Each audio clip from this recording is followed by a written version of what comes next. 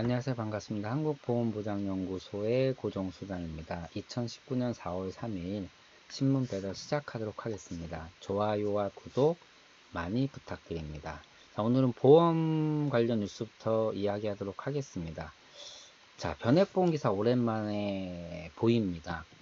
그리고 최근 변액보험 광고하는 걸 아마 TV에서 보셨을 텐데요. 저도 깜짝 놀랐는데 미래에셋 변액보험 MVP라는 상품이 5년 누적 수익률 24%를 달성했다라고 하고 최근에 순자산도 1조 3천억에 달했다라는 기사 내용을 볼 수 있습니다.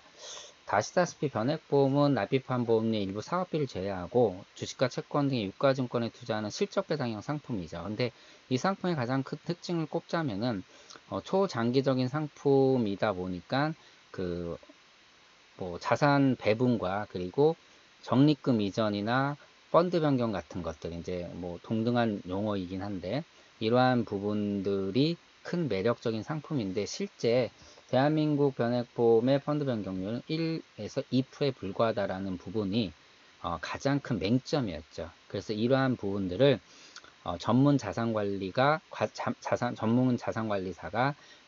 이런 금융시장을 분석한 뒤에 분기별로 자산 리밸런싱을 해주는 그러한 상품입니다.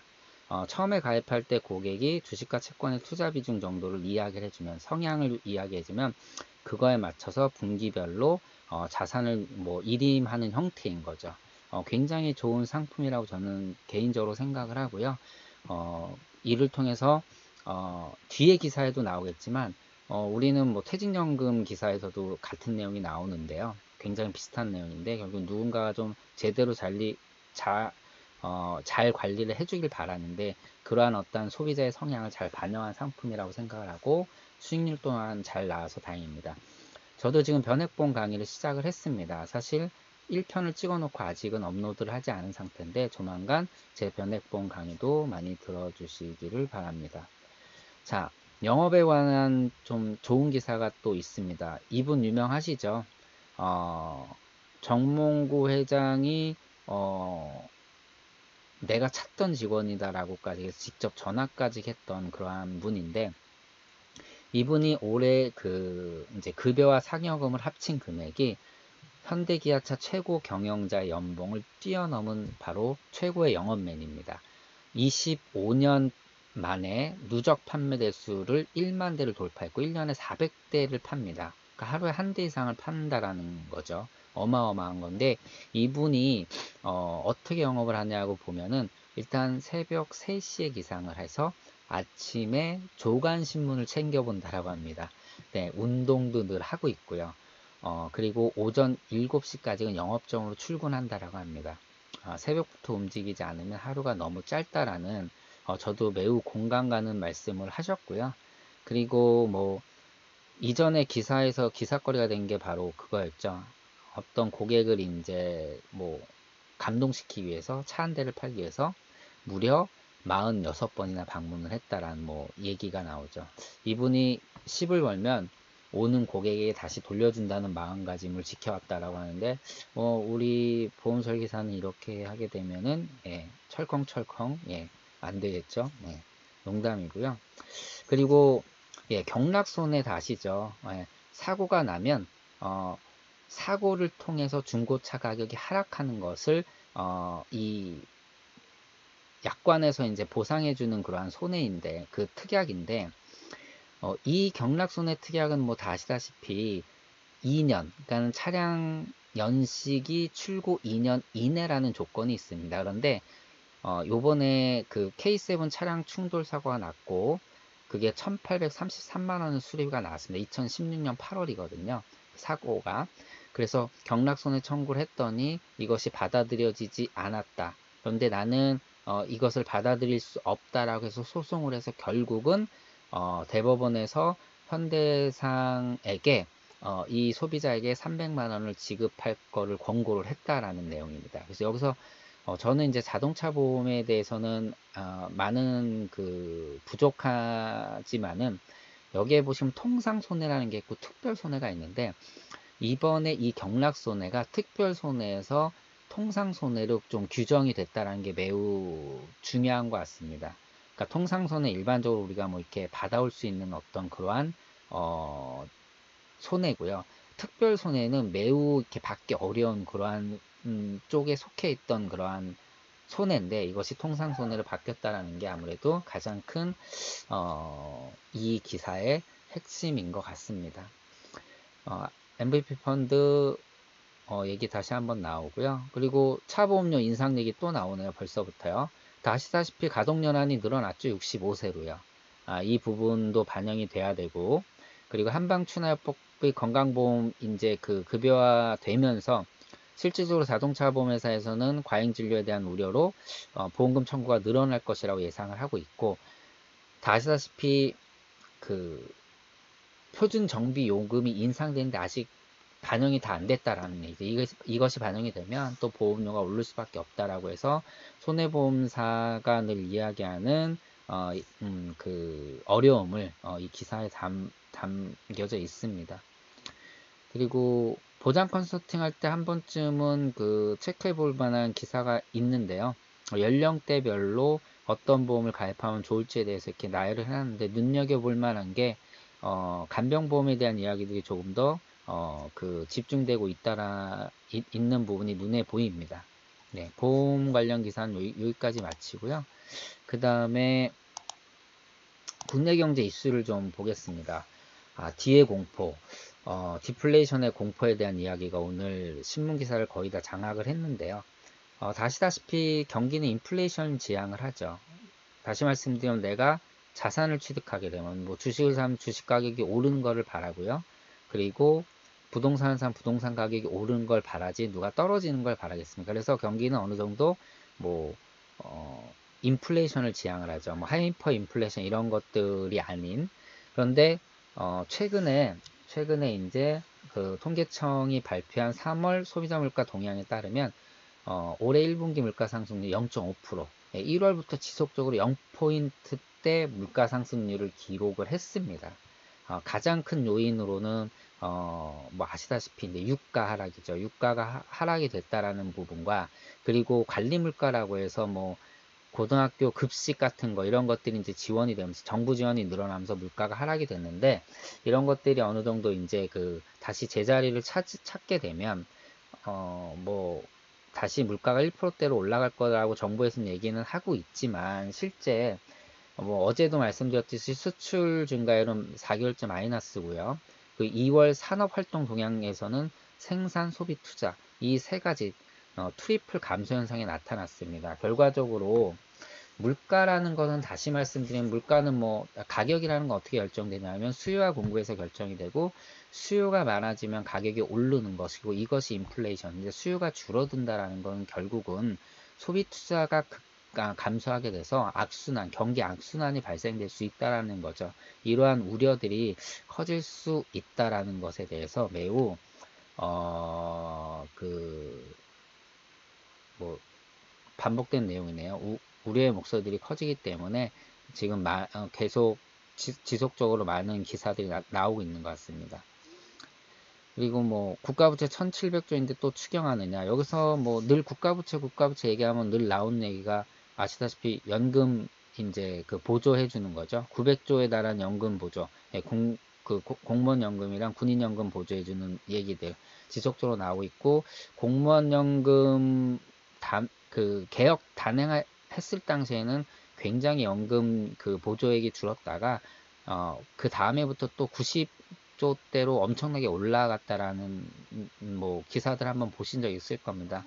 지속적으로 국가부채가 부담인데도 계속 추경을 한다라는 부분, 뭐 저는 정치적인 얘기는 배제를 하고 말씀드리는 부분인데, 이런 기사가 좀 눈여겨볼 만하고요. 그리고 차 산업도 굉장히 좋지 않다라는 얘기가 나오고 있고, 고용률이 급감했다. 2018년 고용 동향이 발표가 됐는데, 고용이라는 건 여기서 말하는 이제 15세 이상 인구 가운데 취업자 비율을 뜻하는데 60.7%로 0.1% 떨어졌다. 그리고 고용의 질도 떨어졌다는 내용이 나옵니다. 이 기사에서 좀 눈에 띄는 대목이 바로 이 대목인데, 40대, 50대에서 고용률이 각각 0.4, 0.1%씩 하락했다. 근데 40대, 50대가 어떤 사람들이냐? 예, 거의 40%를 차지하고 있는 사람이고, 이 사람들이 지출이 평균보다 20%를 많이 하는 사람들입니다. 그럼 앞서 말씀드린 뒤에 공포에서 얘기하는 것처럼 소비의 꽤 큰 부분을 차지하고 있는 사람들의 고용률이 고용이 떨어진다는 결국은 경기가 선순환될 때 가장 핵심이 고용이죠. 고용이 발생하게 되면 고용을 통해서 임금이 생성되고, 임금이 생성되면 소비가 늘어나고, 소비가 늘어나면 이에 맞춰서 수요가 늘어나고, 수요가 늘어나면 공급이 늘어나고, 공급을 되기 위해서 설비 투자가 증가하면서 경기 선순환이 일어나는데, 이거에 반대되는 부분, 아까 그 기사 같이 한번 맞춰볼 필요가 있고요. 고용이라는 것은 뭐 경제 지표에서 가장 중요한 지표 중에 하나 아닐까 생각합니다. 그것이 이제 떨어졌다라는 것은 분명히 경기에는 좋지 않은 영향을 미칠 수 있다라는 것이죠. 예, 같은 얘기고요. 네, 또 같은 내용입니다. 어제 연준 그 이주열 총재에 대한 어떤 몇 가지 시사하는 부분을 말씀을 드렸는데, 금리 인하에 대한 압박이 결국은 커지고 있다라는 것이죠. 이 기사에서 보면 노무라 증권이나 뱅크 오브 아메리카에서 그 나온 자료를 보게 되면은 어쩔 수 없이 한국은 금리 인하 시점을 금리 인하를 단행할 수밖에 없다. 그 시점을 4분기로 보고 있는데, 최근에 이제 오늘 이제 그 물가 목표에 대해서 지속적으로 미달하는 걸 보니까 그 금리 인하 시점이 좀 더 빨라질 수 있다. 뭐 이런 기사 내용입니다. 그래서 뭐 금리는 어제도 뭐 똑같이 말씀드렸지만은 경제 돈을 움직이는데 굉장히 중요한 지표로 작용을 하기 때문에 이걸 눈여겨볼 필요가 있어서 한 번 더 말씀드렸습니다. 자, 그리고 이제 마지막으로 재테크 관련 뉴스인데요. 재테크 관련 내용이 좀 많습니다. 간단하게만 넘어갈게요. 어린이 적금. 어제 아동수당 얘기했죠. 아동수당이 전 국민에 확대가 되면서 20만 명 이상이 더 받을 것이라고 얘기를 하고, 이러한 시장의 상황에 맞춰서 또 은행들은 어린이 적금을 출시를 했습니다. 최대 6%까지 받을 수 있다라고 합니다. 굉장히 뭐 최근 시중금리가 거의 3배에 달하는 금리고요. 그리고 최근 은퇴 시점에 맞춰서 알아서 자산 배분해준 TDF라고 해서 타켓 데이터 펀드가 주목을 받고 있습니다. 2016년에 비해서 무려 20배나 성장을 했는데, 뒤에 나오는 내용이랑 이제 비슷한 내용인데, 앞서 말씀드린 변액보험과도 비슷한 내용인데, 결국은 은퇴 예상 시점을 설정하면 그에 맞춰서 투자 성향을 파악해서 자산 포트폴리오 리밸런싱 해주는 그러한 상품들에 대한 니즈가 커지고 있다라는 그런 내용입니다. 그리고 부동산 기사 중에 좀 눈여겨볼 기사가 있어서 하나 갖고 왔는데요. 최상욱 하나금융투자연구원이 올해 집값 전망을 약세로 봤다. 뭐 제가 집값이 올라갈 것이다, 떨어질 걸 함부로 말씀드릴 수 없지만 약세의 근거들을 볼 필요가 있어서 이 기사를 이제 언급해드리고 싶은 건데요. 가장 핵심이 되는 건 9.13 부동산 대책이고, 그 대책에서 나온 이제 그 근거들을 보게 되면, 임대사업자 등록해도 대책 이후에는 공시가격이 6억 원 넘으면 임대기간 채워도 장기보유 특별공제 받을 수 없다. 결국은 이러한 이제 제도 때문에 고가 소형 아파트들이 가격들이 좋지 않고 이제 수요가 급감했다라는 내용들을 볼 수 있고, 올해 부동산 시장은 두 차례 강한 충격을 받을 건데, 그 상반기에는요, 보유세 과세 기준이 6월 1일, 이때 이제 공시가격과 종합부동산세 가격 크게 오른 거에 대해서 보유세 부담에 대한 것들이 결국은 부동산 시장에 악영향을 미칠 것이다 라는 내용과, 하반기의 이슈는 바로 1주택자가 시가 9억 원 이상의 집을 팔 때 주어졌던 장기 특별 보유 공제가 올해로 끝난다라는 겁니다. 이를 기준으로 해서 올해 부동산 시장을 약세로 전망했다는 내용을 좀 볼 수 있고요. 재무설계, 뭐 연령대별 재무설계에 대한 내용을 이렇게 간단하게 정리를 했는데, 여기서 저는 그냥 눈여겨볼 만한 게 20, 30대는 10% 보험 가입을 해라. 40, 50대는 보험 부분을 보험 보장 부분을 점검할 필요가 있다. 그리고 은퇴 후에는 간병보험의 필요성을 좀 인식해라 라는 내용이 좀 눈에 띄어서 한번 언급을 했습니다.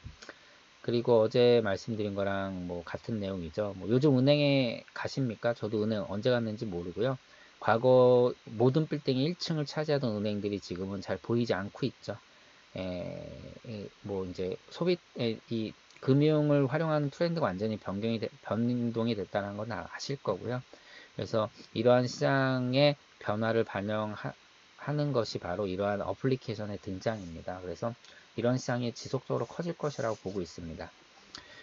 그리고 참 재미있는 기사입니다. 휴리스틱이라는 것에 대한 그 내용인데, 단순화해서 처리하는 행동 방식이 정확하고 유용하기도 하지만 편향을 일으킨다는 내용인데, 이 기사에서 보면 참 재밌는 게 있는데, 일단 앞서 말씀드린 거랑 비슷한 내용이에요. 누가 좀 자동으로 알아서 잘 관리해주면 좋겠다라는 게, 확정기업, DC형 퇴직연금을 가입한 사람들이 대부분 70%가 이런 거를 선호한다고 합니다. 선호하지 않는 사람들은 4%대에 불과한데, 이러한 사람들이 이렇게 선호함에도 불구하고 실제 현실적으로는 그러한 능력이나 이런 것들, 전문적인 지식, 시간, 관심 등 이런 것들이 부족하다라는 얘기죠. 그래서 이거는 아예 이상과 현실은 너무 동떨어져 있다라는 그런 내용인데, 몇 가지 재밌는 실험 결과가 있는데, 첫 번째 그 말코비치라고 해서 노벨 경제학상을 수상한 그 현대 포트폴리오 선구자가 있는데요.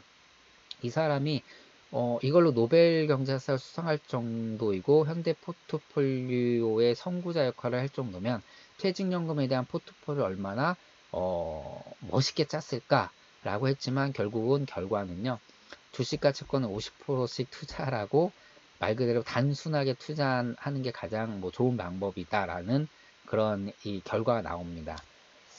그런 것처럼 휴리스틱은 이제 뭐 그러한 것들을 얘기를 하고 있는데, 여기서 보시게 되면 퇴직연금에 투자할 수 있는 상품을 고객한테 이렇게 제시를 할 때, 주식펀드 1개와 채권펀드 4개를 제시할 때는 적립금의 43%를 주식에 투자를 했는데, 주식펀드 4개와 채권펀드 1개를 제시하니까 무려 주식 투자 비중이 68%까지 올라갔다라는 겁니다. 그러니까 뭐 고객의 투자 성향이 제한하는 거에 따라 바뀔 수 있다는 거죠. 두 번째 내용이 더 재밌는데, 퇴직연금 투자 설명서를 만들 때요, 자신의 퇴직연금을 4개 이상의 펀드에 투자할 수 있다라고 4개의 펀드 정보를 제시하면 4개 이상의 펀드에 투자하는 사람이 10%에 불과했는데, 그 한 페이지에 8개의 펀드 정보를 담으면요, 이 비중이 40%까지 증가한다라는 내용입니다. 이 또한 되게 재밌는 거죠. 결국은 이러한 소비자의 심리를 활용하면 영업에 굉장히 재밌게 활용할 수 있다라고 저는 개인적으로 생각을 합니다. 저도 과거에 이제 한참 실손종합보험 판매를 할 때, 저는 마케팅 이론 중에 이제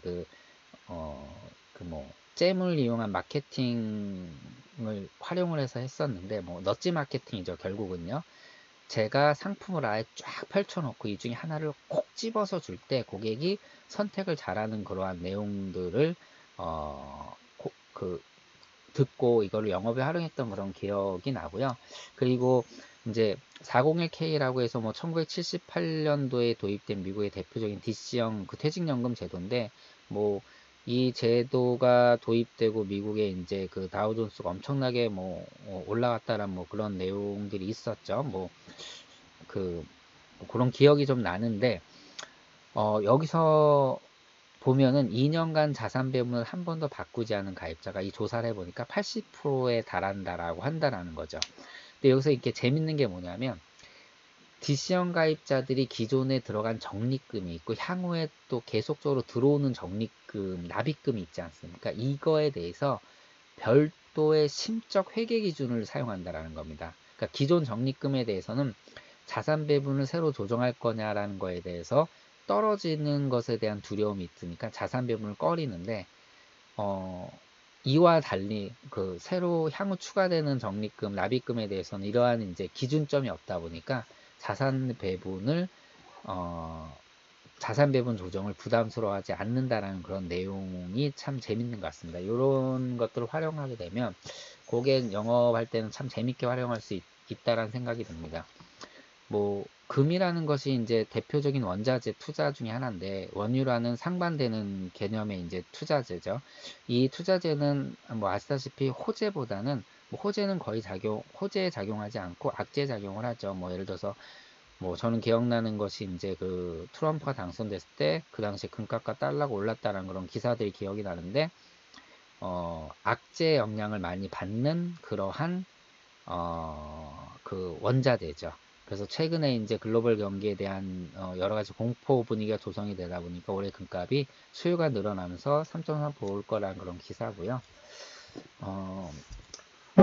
군인연금, 아니 군인 적금, 장병 내일 준비 적금이라고 해서 이게 무려 비과세 때까지 따져보면 시중금리가 6.5%에 달하는 그러한 상품이 있습니다. 네. 40만 원까지 매월 넣을 수 있고요. 전역까지 21개월 채우면은 전역할 때 무려 얼마를 받을 수 있냐? 878만 원 받을 수 있고, 정부 지원이 아직은 이제 국회 계류 중에서 결정이 안 났는데 이것까지 결정이 되면은 886만 원까지 받을 수 있다라고 합니다.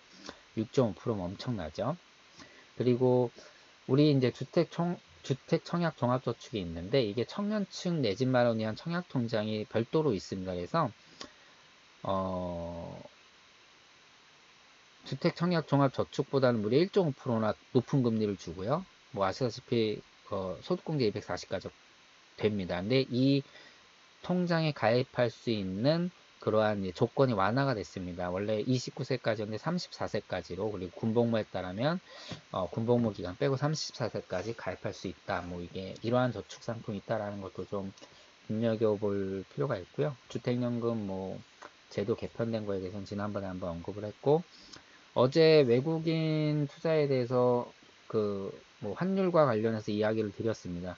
최근에 이제 외국인이 순매수해서 코스피가 2170선까지 회복했다는 내용이 이제 기사로 보였습니다.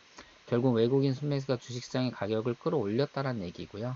하지만 5일날 이제 발표를 앞두고 있는 삼성전자 1분기, 이미 실적 가이던스를 크게 낮춰서 쇼크의 가능성을 조금은 이렇게 낮춰놨습니다. 그럼에도 불구하고 이것이 반영될 때는 코스피에 좀 또 악영향을 미치지 않을까라는 그런 기사 내용이고요. 그리고 금융정보가 부족한 분들이 있죠. 뭐 주부라든가 학생, 그리고 고령자분들, 이런 분들은 대출받기 힘드시죠. 그런데 이런 분들도 이제는 통신요금 같은 걸 잘 내서 연체 같은 것이 없으면, 뭐 통신요금, 휴대폰 소액결제, 온라인 쇼핑거래 등들을 보고요. 이런 것들을 판단해서 대출의 문을 좀 확대하겠다라는 그런 내용을 볼 수 있습니다. 자, 오늘 기사는 여기까지 하고요. 재밌는 기사들도 많고 고객한테 좀 전달해 줄 기사들이 좀 많습니다. 도움되셨으면 하고요. 구독과 좋아요 좀 부탁드리도록 하겠습니다. 저는 한국보험보장연구소의 고종수 소장이었습니다. 고맙습니다.